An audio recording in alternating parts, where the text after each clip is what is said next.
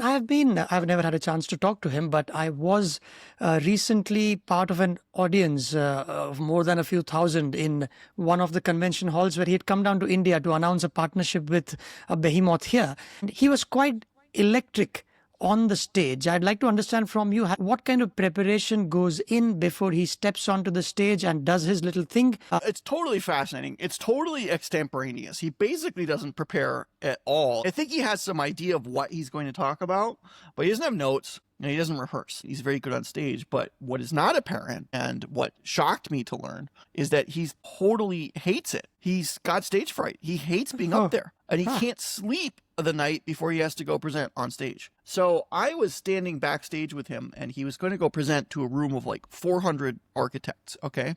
This is totally meaningless presentation. He's given this presentation 500, 600 times. And he's standing there. He just starts to like rock back and forth on his feet.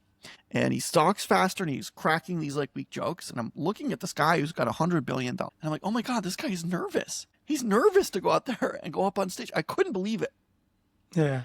And then he went up on stage and just absolutely killed it. Was fantastic. And the thing I realized is, and this is true in Jensen in a lot of arenas, he's very neurotic. By which I mean he's very driven by kind of negative emotions. And he's absolutely terrified of bombing on stage. He's like a stand-up comedian, for example. Yeah, he's completely paranoid he's going to go up there and bomb, and the audience will be bored. And so one of the reasons he's so good on stage, I mean, he's very charismatic and funny also just naturally as a person, so that helps. But when he's on stage, he's constantly, I think, almost like scanning the audience. And he's constantly thinking, what's something interesting I could say right now? He just doesn't want the audience to be bored. He's very afraid of that. So in other words, despite the fact that he doesn't like to rehearse, there is still a lot of preparation before he goes onto the stage is what I would imagine, because a guy who's paranoid almost or anxious with butterflies in his stomach, it's kind of odd that the person will choose not to prepare then. Jensen can think out loud, and it's interesting when he thinks out loud because his mind is so brilliant.